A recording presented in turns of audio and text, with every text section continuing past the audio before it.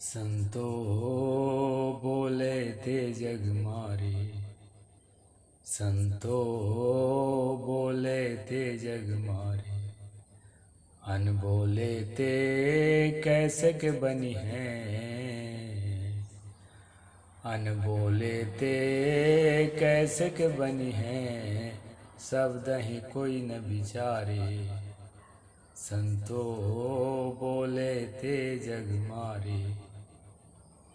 नमस्कार दोस्तों, मैं अविनाश दास रेशनल कबीर यूट्यूब चैनल में आप सबका हार्दिक स्वागत करता हूं।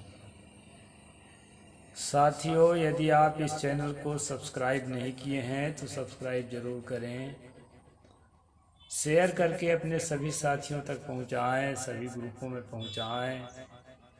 इस चैनल का उद्देश्य किसी भी धर्म, जाति, वर्ग या व्यक्ति विशेष को आहत पहुंचाना नहीं है दोस्तों।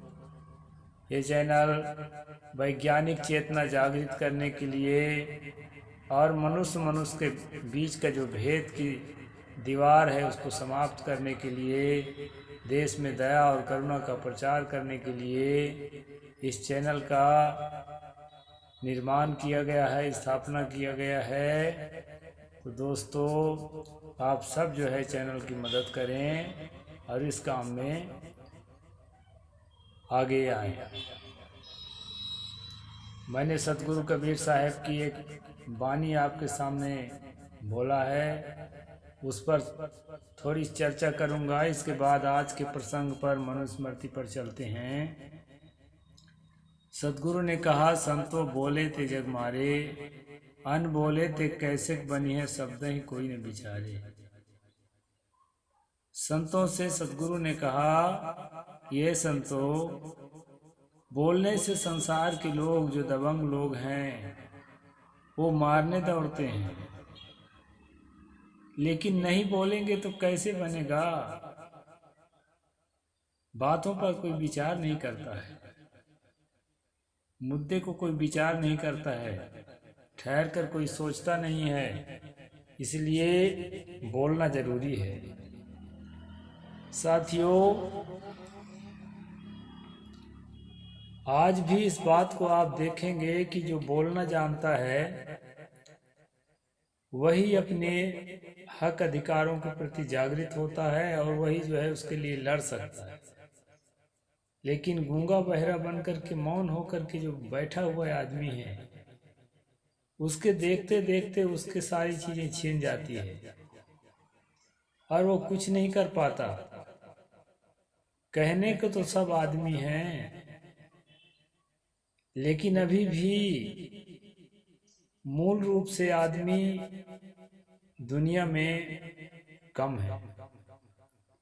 छीना झपटी, लूट मार, ये चारों तरफ है। भ्रष्टाचार ये खूब फैला हुआ है दोस्तों, और इससे लड़ाई लड़ने के लिए आपको तलवार की, बंदूक की जरूरत नहीं है। इससे लड़ाई लड़ने की जरूरत है तो बातों के द्वारा, बातचीत के द्वारा और संगठन के द्वारा। संगठन की ताकत और सत्य की ताकत और मानवता की ताकत, यह सब मिलकर के ही हम अपने मंजिल तक पहुंच सकते हैं। इसलिए बिना बोले तो काम नहीं चलेगा।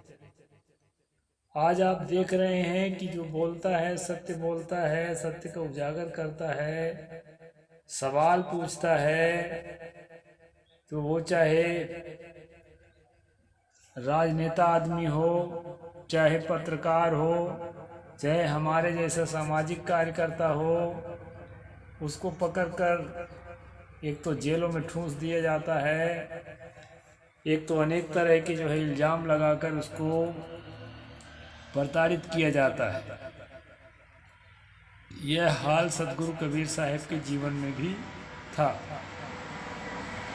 इसीलिए उनको यह पद बोलना पड़ा, अन बोले ते कैसे बनी है, शब्द ही कोई न विचारे, संतो बोले ते जग मारे।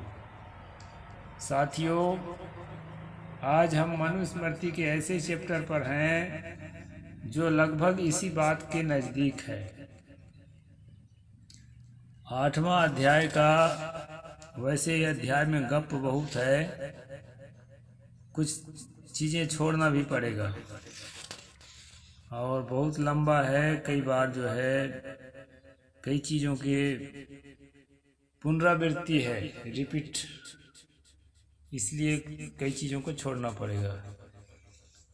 अभी 2 दिन तक हम गैप कर दिए थे दोस्तों, कार्य व्यस्तता के कारण मैं सेवा नहीं दे पाया था। अंतिम में मैंने आपको बताया था कि ब्याज के लिए जो बैंकिंग का सिस्टम है मनु जी का, ब्राह्मण को 2% प्रति महीना, क्षत्रिय को 3% प्रति महीना, वैश्य को 4% प्रति महीना और शूद्र को 5% प्रति महीना ऋण लेने पर ब्याज लिया जाए। इस प्रकार इस संबंध में मैंने कल आपको विस्तार से बताया था। उसी प्रसंग को आगे बढ़ाते हैं दोस्तों। ब्याज लेना, गिरवी रखना, ये सब की संबंध में भी चर्चा चल रही है। यदि कोई उपकारी वस्तु बंधक रख कर्ज ले तो महाजन को अलग ब्याज न मिलकर खेत की उपज ही ब्याज मिलेगी। बहुत समय बीत जाने पर भी गिरवी की चीज दूसरे को दी नहीं जा सकती और न उसे बेचा जा सकता।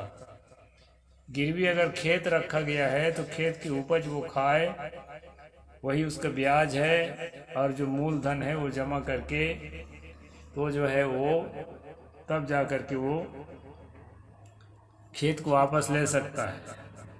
लंबे समय होने पर भी वो खेत मालिक का ही रहेगा, ऐसा यहाँ मनु का कहना है। दोस्तों, मैंने बचपन में देखा है, गिरवी रखने वाला आदमी जो है महाजन से एक बार पैसा लेता है। अब पहले का जो आमदनी है वो आमदनी जिससे निकलने वाला है उसको तो गिरवी रखा हुआ है, और पैसा कितना दिन चलेगा। इसके बाद दोबारा पैसा लेता है, तिबारा पैसा लेता है, इस तरह उसके खेत जो है उसके हाथ से चला जाता है और वह आदमी भूमिहीन बन जाता है और कहीं के नहीं रह जाता। इसलिए जहाँ तक मेरा सलाह है कि आप लोग जो है ना सोना गिरवी रख दें तो चलेगा, कोई चीज़ गिरवी रख दें तो चलेगा, लेकिन खेत गिरवी नहीं रखना चाहिए। गरीबी से गरीबी स्थिति में, अब कोई बहुत ज़्यादा विवश है उसके लिए मैं बहुत कुछ नहीं कह सकता, लेकिन मैं तो निवेदन यही करूँगा कि खेत गिरवी कभी भूल करके नहीं रखना चाहिए। हाँ, किसी कारणवश खेत बिक्री करना है या किसी उन्नति के लिए ऐसा अवसर है तो खरीदी बिक्री कोई गलत नहीं है, लेकिन अगर उसी के आधार पर जीते हैं और धीरे धीरे हम उससे विहीन हो जाएंगे तो ये जो है दोस्तों अपने ऊपर बहुत बड़ा आत्मघात है। इसलिए मैं इस बात को आपको बता दिया। न भोक्तव्यो बलाधीर भुंजान धनो बुद्धिर्भुज्यते सृजेत मूल्येन्तोस एचमाधिस्थो अन्यथा भवेत्। किसी के गिरवी रखे हुए भूषण वस्त्र का जबरदस्ती उपभोग न करें, यदि करें तो सूद के बाज आवें। यहाँ खेत जो ब्याज गिरवी रखा गया है तो उसके उपज तो खा सकता है वो ब्याज के रूप में, लेकिन जो सोना इत्यादि जो गिरवी रखा है उसका तो ब्याज भी बनता है। गिरवी भी रखा है सामान और ब्याज भी बनता है। तो यहाँ पर कहते हैं कि अगर गिरवी रखा गया है तो उसको उपयोग ना करे, वो वस्तु का चुपचाप रख दे, और यदि चुपचाप नहीं रखा है तो उस पर जो है कहते हैं सूद ब्याज आवे, यदि करे तो सूद से बाज आवे। बंधक की चीज खराब होने पर चीज वाले को उचित मूल्य देकर राजी करे, नहीं तो वह गिरवी का चोर समझा जाएगा। गिरवी रखा हुआ सोना चांदी या कोई भी चीज है उसका अगर गिरवी रखने वाला उपयोग करता है तो उसका ब्याज में कटौती करना पड़ेगा, क्योंकि वो उपयोग करने के लिए नहीं दिया गया है। गिरवी और उधार दी हुई चीज बहुत काल बीत जाने पर भी चीज वाला जब मांगे तभी उसे पाने का अधिकारी है। लंबे समय में भी वह उसी का होता है, लेकिन लंबे समय में इतना ब्याज बन जाता है दोस्तों। मैंने बचपन में देखा है कई लोगों को सोना चांदी उसी में डूब जाता था, गिरवी में ब्याज बढ़ते बढ़ते उसके मूल्य के बराबर ब्याज हो जाता था। तो गिरवी रखना तो समाधान नहीं है। एक कोई मजबूरी बीमारी है या बहुत तरह की मुसीबतें हैं तो आदमी रखता है, लेकिन जो है गिरवी रखना किसी भी तरह के समस्याओं का समाधान नहीं है। ज़मीन का गिरवी के पक्ष में तो मैं बिल्कुल भी नहीं हूँ। तो इस प्रकार से दोस्तों यहाँ गिरवी की बात बताई गई है। गाय, ऊंट, घोड़ा और हल जोतने के बैल आदि पशु स्वामी की इच्छा से किसी के द्वारा भोगे जाने पर स्वामी का स्वत्व उन पर सदा बना रहता है। यहाँ जानवरों की बात बताई गई है। अगर कोई जानवर है उसको कोई दूसरा आदमी उपयोग करता है तो यदि वो जानवर जब तक जिंदा है तब तक उसको मालिक का हक है, अगर खरीदा नहीं गया है तो। इस तरह से यहाँ पर मनु जी के कानून बताता है। यत् किंचित 10 वर्षाणि सन्निधौ प्रेक्षते धनी भुज्यमानम पड़े तूष्णीम न सा तल्लूर बुधमर्हति। यदि धन का मालिक अपने किसी को 10 वर्ष तक भोगता हुआ देखे किंतु बीच में कुछ न बोले तो वह अपनी चीज को वापस नहीं ले सकता। यानी आपके खेत कोई जोत रहा है, ये आपकी संपत्ति कोई हड़प लिया है और आपकी हिम्मत नहीं है बोलने की, और ऐसे करते करते 10 साल गुजर गया तो फिर आपको बोलने का हक नहीं है। ये मनु जी का कहना है। यदि आप बोलते हैं तो आपको नहीं सुना जाएगा।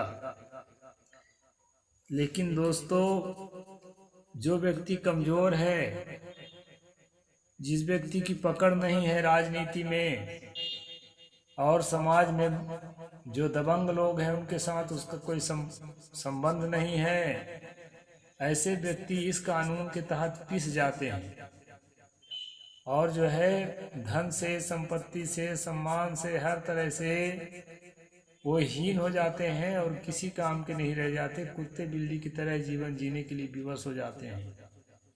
तो ये जो कानून है बहुत घातक है दोस्तों।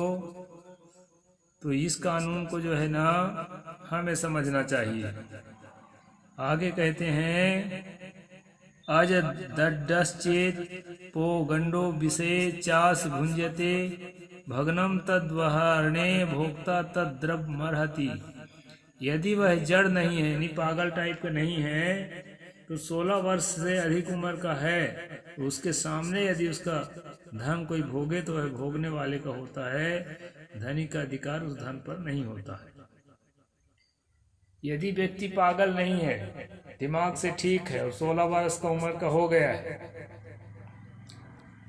अब उसके सामने उसकी संपत्ति को कोई ले लिया है, उसका उपभोग कर रहा है, तो वह व्यक्ति जो है, वह वस्तु जो है वो भोग करने वाले का है, उस आदमी का नहीं है, क्योंकि वह बोल नहीं रहा है। तो नहीं बोलने वालों का गुजर मनु के कानून में नहीं है दोस्तों। जो बोल सकता है, लड़ सकता है अपनी चीज के लिए, अपने अधिकारों के लिए, वही अपने अधिकार को पाएगा।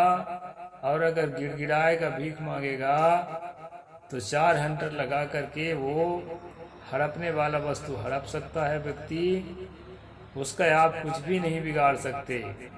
दोस्तों, आज भी जो मनुवाद को स्वीकार करने वाले लोग हैं वो इस हड़प नीति को सही मानते हैं। भारतीय संविधान में किसी के समान हड़पने को आपको हक नहीं है, लेकिन मनु के संविधान में अगर आप दबंग हैं, सामने वाला आपके सामने कमजोर है, नहीं बोल सकता है, तो उसके समान आप हड़प सकते हैं। और जो है उसमें जो है आपको कानून साथ नहीं देगा। तो इस प्रकार से दोस्तों ये 16 नंबर 148 नंबर का श्लोक है 8वां अध्याय का। यही भयंकर चीज है जिससे आज जो बहुजन है, गरीब है, इन्हीं बातों को दिलो दिमाग में जो रखे हुए लोग हैं, वो कहते हैं मेरा तुम कर क्या लेगा रे, तेरा सब कुछ छीन लूंगा। और अगर बात करने की कोशिश की है ना, यदि कोर्ट कचहरी थाना जाने की कोशिश की है तो चमड़ी उधेड़ लूंगा। कभी कभी तो कहते हैं कि रात भर के अंदर पता नहीं चलेगा, लाश का भी ठिकाना नहीं लगेगा, कहाँ डाल दिए जाओगे।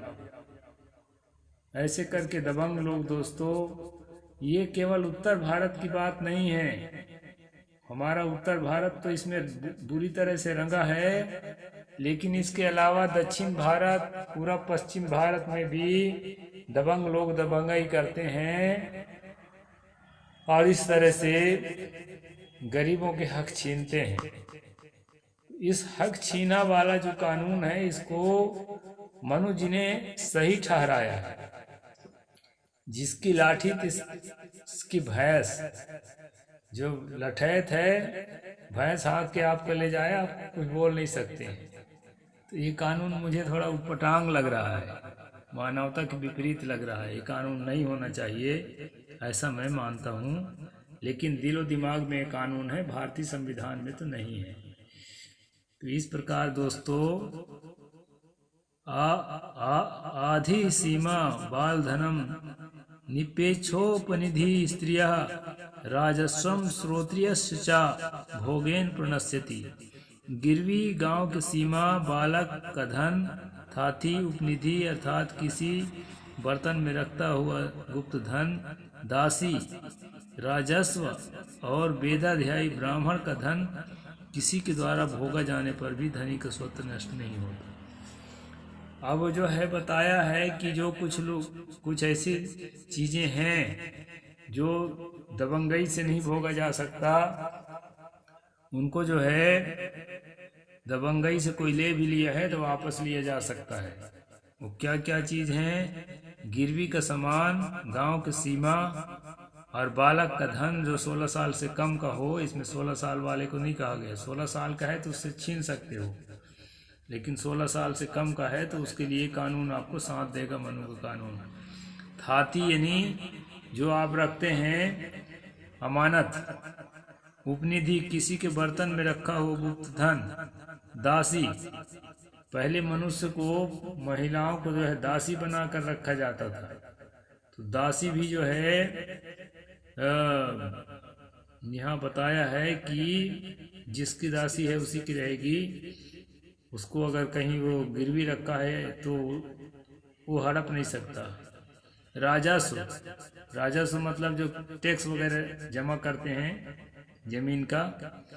और वेदाध्यायी ब्राह्मणों का धन, यहाँ पर ब्राह्मण की प्रमुखता है। ब्राह्मण के धन जो है वो कमजोर भी है तो उसको आप हड़पो मत। उसके ब्राह्मण के अलावा अगर दूसरा आदमी कमजोर है तो उसका धन आप हड़प सकते हैं, अगर नहीं बोल सकता तो। लेकिन अगर वो ब्राह्मण है तो उसके धन आपको हड़पने का हक नहीं है। ऐसा मनु जी का कानून यहाँ 8वें अध्याय में है दोस्तों। और आज इतना ही कहूँगा, बहुत गप ज़्यादा है, कुछ चीज़ों को छोड़ना भी पड़ेगा, फिर आगे हम कल चर्चा करेंगे। तो आप लोग बने रहिए। साहेब बंदगी। जय भीम, जय जोहार, जय भारत।